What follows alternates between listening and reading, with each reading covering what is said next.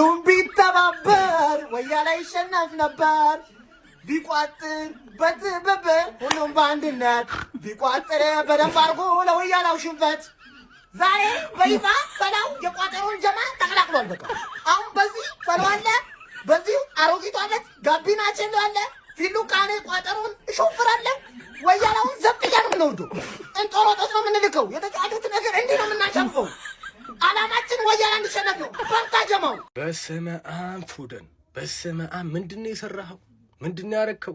ሲቲ በገዛ ሜዳው 2-0 ሲመራ ቆይቶ 2 ጎል ገብቶበት አቻ ሊወጣ ነበረ 90+1 ላይ የግል ስራው ነው የሰራው። በቃ ብቻውን የሚመሰገንበት የሚደነቅበት ጎል ነው 90+1 ላይ። በስመ አብ ዋት ኤ ክለች ሞመንት።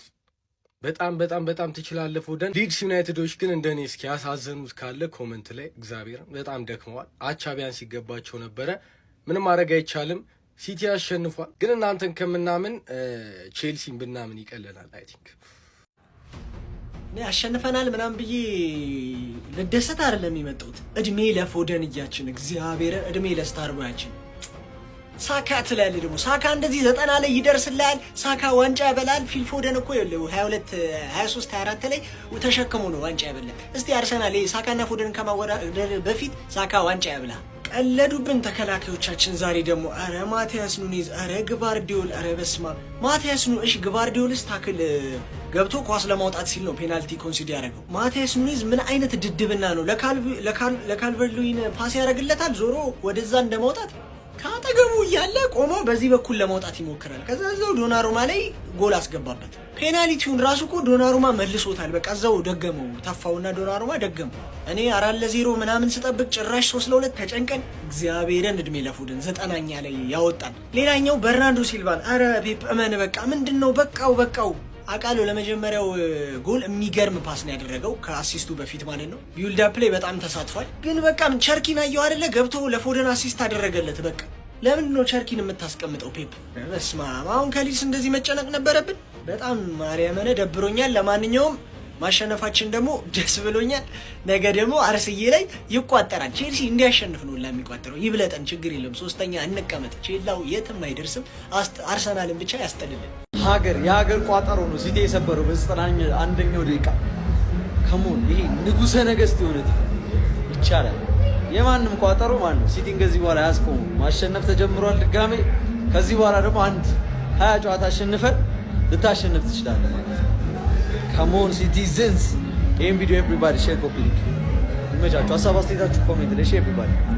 ሲቲ አሸንፏል፣ ግን ዛሬ ሲቲ ተረፍሽ የምር። እኔ 2-0 ስትመሪ እኮ ጭራሽ ብዙ ጎል አግብተሽ ነው የምታሸንፍ ይመስሎኝ ነበር። ጭራሽ የሚናክለብ የለም ጋይስ፣ የምር የሚናክለብ የለም። ሊድስ ጠቅጠቅ ካምባክ ሊሰራ ምን ቀረው? ካምባክ ሊሰራ በቃ ፎደን ጭማሪ ደቂቃ ላይ ወዘወዘላቸው እንጂ ሊድስ ሌላ ታሪክ ነበር ዛሬ ጋይስ። አረ ሲቲ እንደዚህ አቋም ወርዷል። እኔ ዘንድሮ የምር ዋንጫውን ታነሳዋለህ ብዬ በቃ ጭራሽ የማይሆን ነገር። ካንተ ሰንደርላንድ ያስፈራል። ካንተ ሰንደርላንድ የምር አረ ሲቲ ዛሬ ብቻ እንኳን አሸነፍክ። ይመቻችሁ የሲቲ ደጋፊዎች። እናም ጋይስ ዋሊያ ቤት መወራረድ አሁን ቀለለ ይላችኋል ማለት ነው። ከዚህ በኋላ ምንም የተወሳሰበ ነገር የለም። በዋሊያ የቴሌግራም ቦት አማካኝነት ሎጊን ለማድረግ ሬጂስተር ለማድረግ የተለያዩ ጌሞችን ለመጫወት ትኬቶችን ቼክ ለማድረግ በዋሊያ የቴሌግራም ቦት ላይ ገብታችሁ ቼክ ማድረግ ትችላላችሁ። ምንም የተወሳሰበ ነገር የለም። እናም እየገባችሁ በዋሊያ ቤት ሎጊን ማድረግ ሬጂስተር ለማድረግ መጠቀም ትችላላችሁ ማለት ነው። በዋሊያ ቤት እና ዋሊያ ቤት ይለያል ነው በምክንያት ነው። ይመቻችሁ። ሲቲ አሸንፏል፣ ግን በማሸነፍ ውስጥ መማር ይሻላል በሚለው ነው እንጂ ታክቲካሊ ራሱ በዳንኤል ፋርክ ተበልጦ ነበር። ምስጋና ለፊል ፎደን 2 ግቦች በአንደኛውና በ91ኛው ደቂቃ በተቆጠሩ ግቦች አሸንፎ መውጣት ችሏል። ሃላንድ አሁንም 100ኛ ግቡን ተጠምቷል። ፔፕ ግን ከዚህ በላይ ማሰብ አለበት። ይመቻችሁ። ፎር ላይክ ሼር ማድረግ አይረሳ። የምር ቁም ነገር ስናወራ ማለት ነው ይሄኛውን ማንቸስተር ሲቲን የዘንድሮ የፕሪሚየር ሊግ ዋንጫ ያነሳል ብላችሁ የምትጠብቁ ወይም ያነሳልኛል ብላችሁ የምትቋጥሩለት ሰዎች ማለት ነው ቀልብ ብትገዙ ነው የሚሻላችሁ። የምር ማለት ነው ሲሪየስ ምንም በቃ ተስፋ የሌለው ቲም ለቶፕ 4 የሚጫወት ቲም። አንተ ሊድስ ወጥ ነው ያደረገችው። እንደምታውቁት 90+1 ላይ ነው ፎደን ያስቆጠረችው። ቢሆንም ግን እኔ እንጃ በዚህ ሲዝን ሲቲ በጣም ፈርቼው ነበር እንትን ይላል ብዬ ማለት በዛ ደረጃ የሚጠበቅ ቲም አይደለም ነው እና ዘንድሮ ፕሪሚየር ሊግ የአንድ ፈረስ ብቻ መሆኑን ካሁኑ እየለየ ነው ይመስላል። ይመቻችሁ። እርግጥ ነው የአራዳ ልጆች ዋናው 3 ነጥብ ነው፣ ምንም ጥያቄ የለውም። ያንንም ማንቸስተር ሲቲ ባለቀ ሰዓትም ቢሆን አስቆጥሮ 3 ነጥቧን አግኝቷታል። ነገር ግን ከባየር ሊቨርኩሰን ጋር ያጋጠመውን ተመልክተናል። አሁን ደግሞ ከሊድስ ጋር በሜዳው ተጫውቶ ማንቸስተር ሲቲ እጅግ በጣም ተቸግሮ ነው ያሸነፈው። ይሄ ደግሞ ፔፕ ጋርዲዮላ አንድ ግራ የገባቸው የሆነ ቀመር አለ። ያራዳ ልጅ ማለት ነው። በሆነ መንገድ ሊስተካከል ያልቻለ አንድ ነገር አለ። ግልጽ ነው የሮድሪ እንደ ልቡ አለመሆን ጉዳት፣ እንዲሁም ደግሞ የኬቨን ደብሮይኔ መውጣት በሚገርም ሁኔታ በደንብ በጉልህ ሚና የመጡት ተጫዋቾች መክፈት ያንን ነገር መሸፈን አልቻሉ።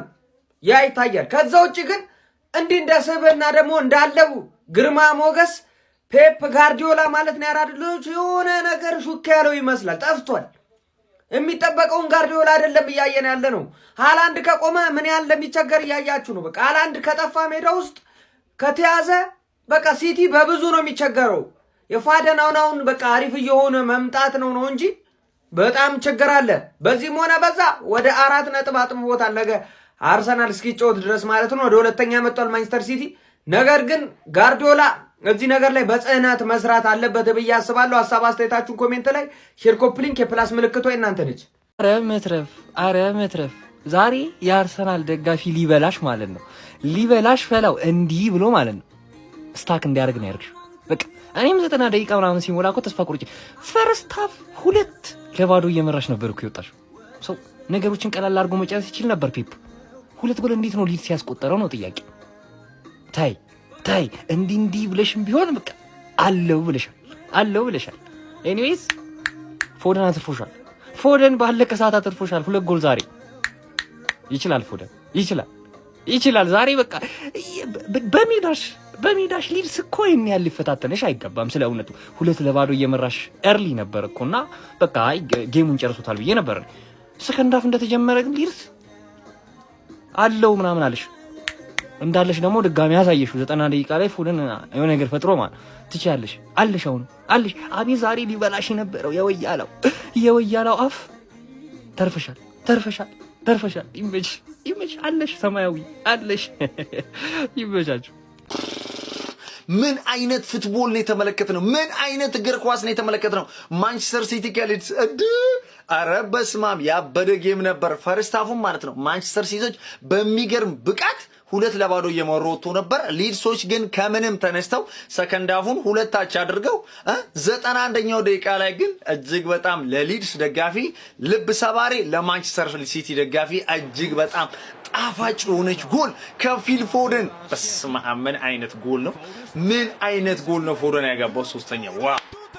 እጅግ በጣም ምታምር ጎል ነበር ያስቆጠረው። መጀመሪያ ላይ ራሱ ያስቆጠረው በአንደኛ ደቂቃ ላይ ራሱ ያስቆጠረው ጎል እጅግ በጣም የሚያምር ነበር።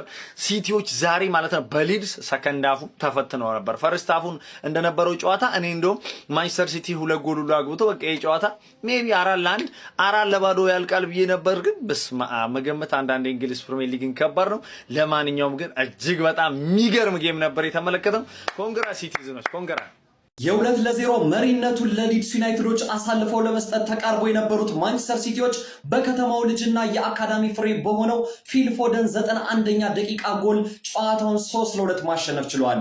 በዚህም በ13ኛው ሳምንት የእንግሊዝ ፕሪሚየር ሊግ ጨዋታ ሊድስ ዩናይትዶችን በሜዳቸው አስተናግደው በመጀመሪያው አጋማሽ ፊል ፎደንና ቫርዲዮል ባስቆጠሯቸው 2 ጎሎች 2-0 እየመራ ወደ መልበሻ ክፍል ቢያመራም ነገር ግን ከረፍት በኋላ ሊድስ ዩናይትዶች ከፍጹም ቅጣት ምትና በጨዋታ ባስቆጠሯቸው 2 ጎሎች ታግዘው 2-1 መሆን የቻሉ ቢሆንም ነገር ግን 91ኛው ደቂቃ ላይ ዘንድሮ በጥሩ መነቃቃት ላይ የሚገኘው ፊል ፎደን ባስቆጠራት ወሳኝ ጎል ጨዋታውን 3-2 በማሸነፍ በፕሪሚየር ሊጉ መሪነት ላይ ከሚገኘው አርሰናል በ4 ነጥቦች ዝቅ ብሎ 25 ነጥቦችን ሰብስቦ በ13ኛው ሳምንት የእንግሊዝ ፕሪሚየር ሊግ በሁለተኛ ደረጃ ላይ ቁጭ ብሏል። ሌሎች ቡድኖች ጨዋታቸውን እስከሚያደርጉ ድረስም በዚሁ ደረጃ ላይ የሚቀመጥ ይሆናል። በነገው ዕለትም ታዲያ የፕሪሚየር ሊጉ መሪ አርሰናል ከቼልሲ ጋር የሚጫወት ይሆናል። ታዲያ ስለ ማንቸስተር ሲቲ ድል እንደዚሁም ስለ ፕሪሚየር ሊጉ ፉክክር እናንተስ ምን ትላላችሁ? ስለ ጨዋታው ያላችሁን ሐሳብ ኮሜንት ሴክሽን ላይ አስቀምጡልኝ። ሜዳ ስፖርትን ፎሎ ማድረግ እንዳትረሱ። በስማም ፎደን ባለቀ ሰዓት ሲቲን በሜዳው ከውርደት ታደገው። ሲቲ ምን እየሆነ ነው? ከሁለት ለባዶ 2-1 ከሊድስ ጋር በሜዳችሁ። አረ ጋርዲዮላ ትራቀቅ። ተው። ዘንድሮ እንዴት ነው ቶፕ ፎርም አልገባው? ዘና ብዬ ነው ቶፕ ፎርም መገባው። ጋርዲዮላ እየተራቀቀ ነው። ቀለል አድርጎ የሚያሸንፈውን ጨዋታ ይኸው ተጨንቆ 90+ ላይ ፎደን ባያገባ ኖሮ ዛሬ ሲቲ ተዋርዶ ነበረ። ለማንኛውም 3-2 አሸንፎ ነጥቡን 25 ማድረስ ችሏል ሲቲ። እንመጣለን። ዌልካም ወደ ቋጠሮ ብለናል። ቼላው ይኸውልህ ቋጠሮ ወያላ ላይ ለማድረግ ግዛታችንን እያስፋፋን ነው የምንገኙ ማለት ነው።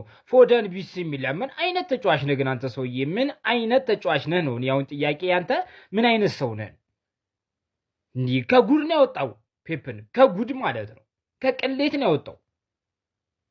ብቻ ግዛታችንን እያስፋፋን ነው ወያላ ላይ ለመቋጠር።